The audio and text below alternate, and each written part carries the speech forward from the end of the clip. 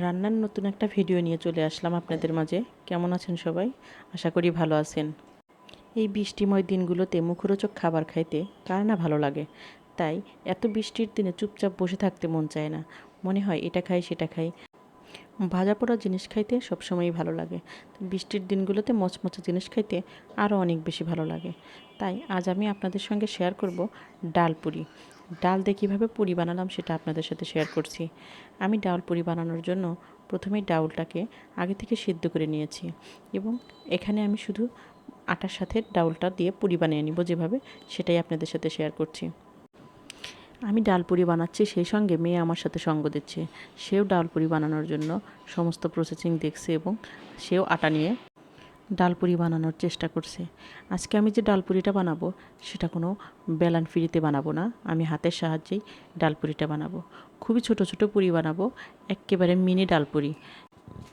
Mini ডাল পুরিগুলো শাহজাদপুর বাজারে প্রতিদিন বিকেলবেলা এটা পাওয়া যায়, খেতে খুব ভালো লাগে।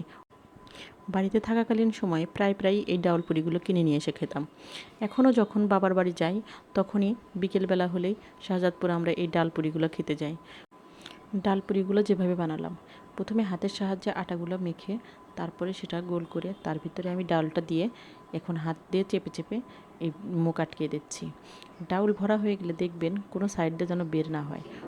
পুরির ভিতর থেকে ডাউলটা বের হয়ে গেলে এটা আর ফুলে না, না ফোলার কারণে খেতেও খুব একটা মজা লাগে না। একটু সময় নিয়ে বানাবেন, তাহলে দেখবেন অনেক সুন্দর হবে। প্রথমে তেলটা একটু গরম করে নিয়ে তারপরে আমি তার ভিতরে ডাল পুরিগুলো দিয়ে দিলাম। এবার দেখুন কত সুন্দর ফুলে উঠছে। যখন কালারগুলো ব্রাউন হয়ে যাবে তখন এটা নামিয়ে নেবেন। যে কোনো কাজ একটু সময় নিয়ে করলে একটু বেশি ভালো হয়, তাই আপনারা সময় নিয়ে বানাবেন, দেখবেন খেতে অনেক দুর্দান্ত মজা হয়েছে। এভাবে সবগুলো পুরি ভেজে নিয়ে পরিবেশন করুন সস দিয়ে। সস দিয়ে খেতে এটা আরও অনেক বেশি স্বাদ লাগবে। সবাই ভালো থাকবেন, সুস্থ থাকবেন। আল্লাহ হাফেজ।